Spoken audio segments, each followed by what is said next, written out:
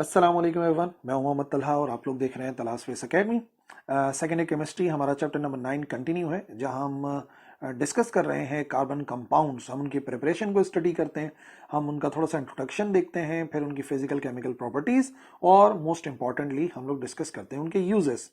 ठीक है, और हम उन कार्बन कंपाउंड्स की बात कर रहे हैं जिनमें ऑक्सीजन कंटेनिंग फंक्शनल ग्रुप होता है। और आज जो है हम एसिटिक एसिड के बारे में बात करेंगे और देखेंगे कि कैसे इसको कमर्शियली प्रोड्यूस किया जाता है और फिर हम कहां कहां इसको इस्तेमाल करते हैं। सो एसिटिक एसिड को दूसरे लफ्जों में हम कह सकते हैं इथेनॉइक एसिड, पहली बात। और जैसा कि लास्ट लेक्चर के अंदर हम लोगों ने इसके जो IUPAC नेमिंग थी उसको डिस्कस किया था, तो इथेनॉइक एसिड किसे कहा जा सकता है? उसको कहा जा सकता है एक ऐसा एसिड, जैसे आप देख सकते हैं यहां पर आ गया कार्बन, यहां पर आ गया डबल बॉन्ड ऑक्सीजन, ठीक है, और इस तरफ आ गया हमारे पास OH। तो अब बाकी क्या चीज बची? हमें एक और कार्बन को जोड़ देना है, तो ये हो जाएगा CH3। अगर हमने एक और कार्बन को जोड़ दिया तो 2 कार्बन हो गए, और 2 कार्बन के लिए हम वर्ड यूज करते हैं इथेन, और ई को हटाया, OIC लगाया, तो इसका पूरा नाम बन जाता है इथेनॉइक एसिड। तो अगर एसिटिक एसिड के स्ट्रक्चर की बात की जाए तो यही स्ट्रक्चर है आपके सामने कि कार्बन ने एक ऑक्सीजन के साथ डबल बॉन्ड बनाया है, फिर एक तरफ हाइड्रोक्सिल ग्रुप है और एक तरफ जुड़ा होता है CH3। और अगर इसको हम सिंपल लफ्जों में जाहिर करते हैं तो इसको सिंपल लफ्जों में जाहिर करने का एक तरीका है, और वो तरीका होता है COOH। ये तो हमारा ये वाला आ गया, और इससे पहले सिर्फ हम क्या लगा देते हैं? इससे पहले हम लगा देते हैं CH3। तो एसिटिक एसिड का सिंपल सा फॉर्मूला होता है CH3COOH। और बेसिकली ये जो एसिटिक एसिड का वर्ड ड्राइव हुआ है, ये जो वर्ड है एसिटिक एसिड, ये कहां से ड्राइव हुआ है? ये वर्ड एक वर्ड है, लैटिन वर्ड, वहां से हमने ड्राइव करा है। ठीक है, एक लैटिन वर्ड है और वो है एसिटम। और इस एसिटम जो मीनिंग है, ये जो वर्ड है एसिटम लैटिन में, ये बेसिकली शो होता है फॉर विनेगर। इसको विनेगर के लिए इस्तेमाल करते हैं, ठीक है, यानी कि सिरके के लिए। हम लोग सिरका कहते हैं आमतौर पे उर्दू में। तो सिरका जो है वो बेसिकली एक अहम पार्ट है जो कि हम लोग कुकिंग वगैरह के अंदर यूज करते हैं और इस्तेमाल भी किया जाता है सिरके को। और वो जो सिरका है 100% एसिटिक एसिड नहीं है, लेकिन काफी हद तक जो सबसे पुराना यूज चला आ रहा है एसिटिक एसिड का, वो विनेगर का ही है, जो कि हम लोग सिरके में इस्तेमाल करते हैं। So overall acetic acid basically एक कार्बोक्सिलिक एसिड है। उसकी खास बात यह है कि उसके अंदर जो है वो हम एक CH3 जोड़ देते हैं, तो 2 कार्बन होने की वजह से it is known as ethanoic acid, जो कि है इसका IUPAC नेम, और CH3COOH से जाहिर करते हैं। और अगर इसके कॉमन नेम की बात की जाए तो इसका कॉमन नेम एसिटिक एसिड है, जिसको ड्राइव किया गया है एक लैटिन वर्ड से, एसिटम से। एसिटम से बना एसिटिक एसिड, और एसिटम जो है वो लैटिन में विनेगर को कहा जाता है। ठीक है जी। नाउ देख लेते हैं इसकी कमर्शियल प्रोडक्शन। कमर्शियली इसको क्यों प्रोड्यूस किया जा रहा है, ये तो हम लोग इसके यूजेस में डिस्कस करेंगे, लेकिन कैसे प्रोड्यूस किया जा रहा है ये बात जो है वो हम लोग यहां पर इसकी प्रोडक्शन में देख लेते हैं। सबसे पहले इसको प्रोड्यूस किया जाता है फ्रॉम पायरोलिग्नियस एसिड। सबसे पहली बात, इसको हम प्रोड्यूस करते हैं फ्रॉम पायरोलिग्नियस एसिड। ये क्या चीज है भाई, इसको समझिए। ये बेसिकली वुड जो है ना, लकड़ी की जो डिस्टिलेशन की जाती है, डिस्ट्रक्टिव डिस्टिलेशन की जाती है, उसको हीट किया जाता है बहुत ज्यादा। तो सबसे पहली बात, अगर हम इसके रॉ मटेरियल की बात करें जहां पर हम इसको इस्तेमाल कर रहे हैं, तो बेसिक आइडिया ये है कि हम करा रहे हैं ड्राई डिस्टिलेशन ऑफ वुड की हम ड्राई डिस्टिलेशन करा रहे हैं। और ये जो है ना बेसिकली डिस्ट्रक्टिव डिस्टिलेशन है। डिस्ट्रक्टिव डिस्टिलेशन से मुराद ये है कि हम उसको हीट करेंगे। ठीक है, तो एसिडिक एसिड वहां से हमें हासिल होता है। और अगर हम बात करें इस लिक्विड की, तो जो लिक्विड हमें मिलता है वो पायरोलिग्नियस एसिड कहलाता है। इसके ड्राई डिस्टिलेशन के नतीजे में जो इसका रिजल्ट है वो हमें क्या मिल रहा है?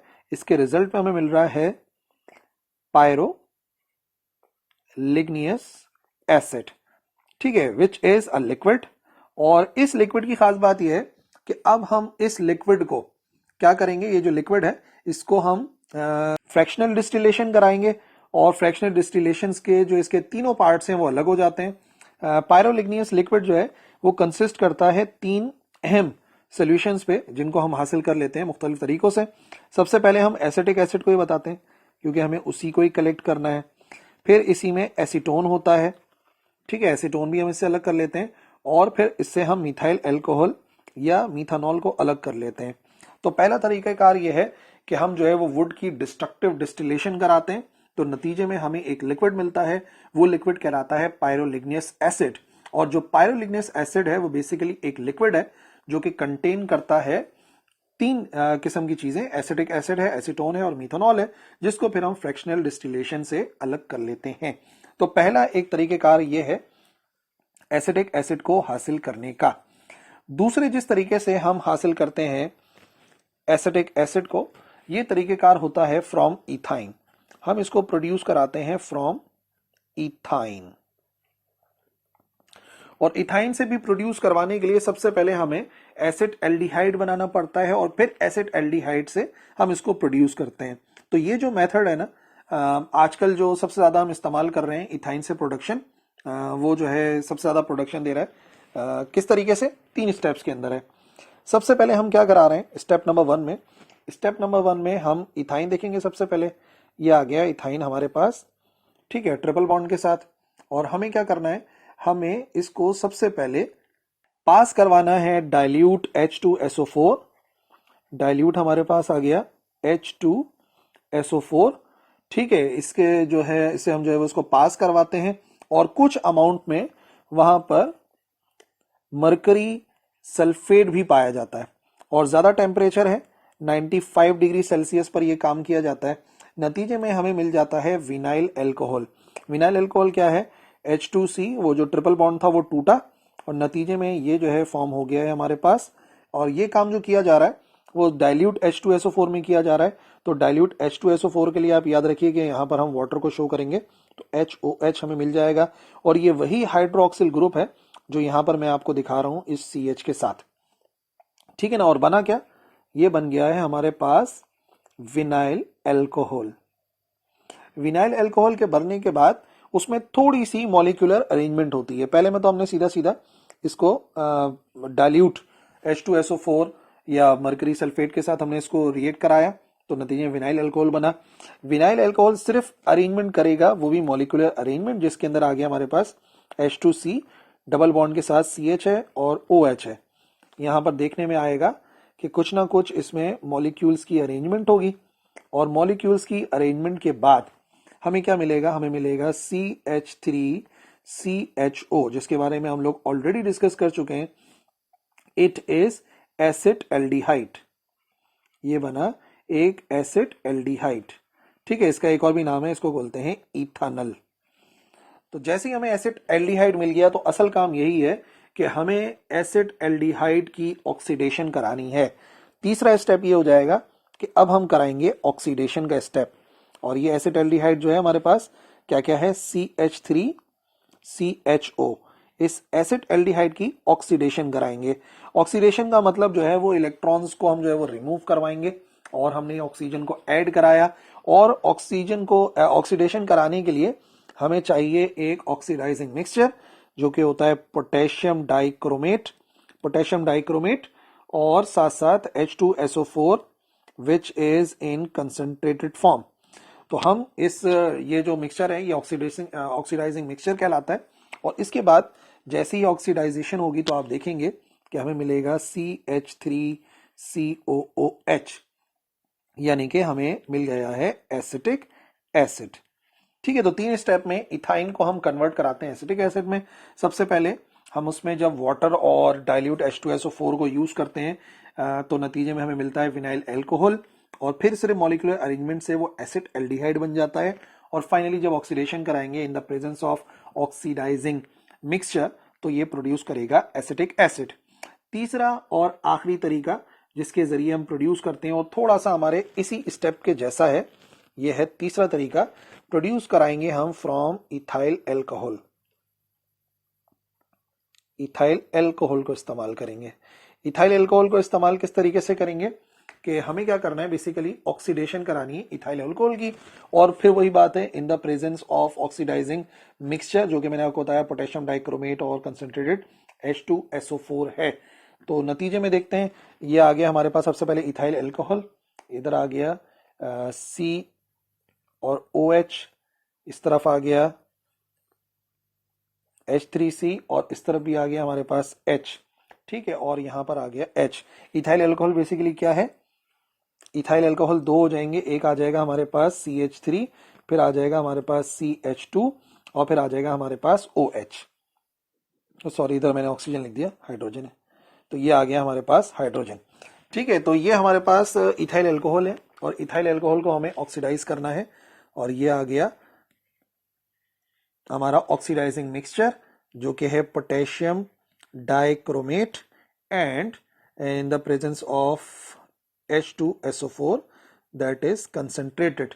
ठीक है, और हीट भी करना है इसमें, जो है हम ऑक्सीडाइजेशन करा रहे हैं तो हमें इसको हीट भी करना पड़ेगा। नतीजे में क्या होगा, नतीजे में यहां से एक ये हाइड्रोजन आपको नजर आ रहा है, एक ये हाइड्रोजन आपको नजर आ रहा है। ऑक्सीडेशन का मतलब हाइड्रोजन का रिमूवल है और ऑक्सीजन का एडिशन है, जिसे ऑक्सीडेशन कहते हैं।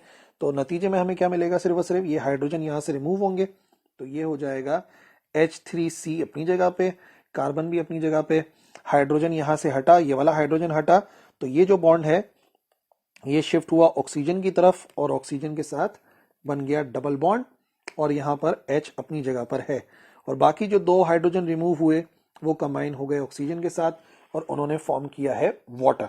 ठीक है, तो हमारे पास क्या क्या आ गया, हमारे पास आ गया ये कार्बन, कार्बन ने डबल बॉन्ड बनाया ऑक्सीजन के साथ, H3C और आ गया H। ठीक है, अब इसी एसिड एल्डिहाइड को, ये क्या नजर आ रहा है आपको, this is acid aldehyde COH और साथ में क्या नजर आ रहा है हमें, CH3 नजर आ रहा है विच इज एसिड एल्डिहाइड। इससे पहले भी हमने देखा है इसको। अगेन इस एसिड एल्डिहाइड को जिसको हमने हासिल करा है इसकी ऑक्सीडेशन कराएंगे, कार्बन डबल बॉन्ड ऑक्सीजन, यहां पर आ गया H3C, इस तरफ आ गया H। अगेन इसकी ऑक्सीडेशन कराएंगे in the presence of oxidising mixture यानी कि potassium dichromate Cr2O7 and concentrated H2SO4। ठीक है, तो फिर दोबारा ये जो ऑक्सीजन है ये क्या करेगा, यहाँ पर आके कंबाइन होगा, ऑक्सीजन ऐड हो जाएगा, ये आ गया कार्बन जिसने डबल बॉन्ड बनाया ऑक्सीजन के साथ। ठीक है, और यहाँ पर क्या हो गया, यहाँ पर आ गया हमारे पास H3C और यहाँ पर आ गया OH। ठीक है, तो इस तरीके से कंबाइन हो जाता है और बन जाता है हमारे पास एसिटिक एसिड। तो तीनों तरीके हैं, हमने इथाइन से प्रोड्यूस किया, हमने इथाइल अल्कोहल से प्रोड्यूस किया और हमने इससे पहले प्रोड्यूस किया था फ्रॉम पायरोलिग्नियस एसिड, तो वो तो तीनों चीजें मिल जाती हैं। ठीक है, इस तरीके से हम लोग प्रिपेयर करते हैं और प्रिपेयर करने के बाद कहाँ इसका यूज है, कैसे हम इसे यूज करें, क्यों इतनी मिकदार में इसको बनाया जा रहा है, तो ये मत समझना कि इसको विनेगर के लिए बनाया जा रहा है, सिरके बनाने के लिए सबसे ज्यादा इस्तेमाल किया जा रहा है, बल्कि कुछ लिमिटेड अमाउंट में ही सिरका बनता है। मेजर जो है इसका वो यूज है इंडस्ट्रीज में। एसिटिक एसिड में खास बात यह है कि उसका जो है हम यूज करते हैं सबसे पहले लेबोरेटरी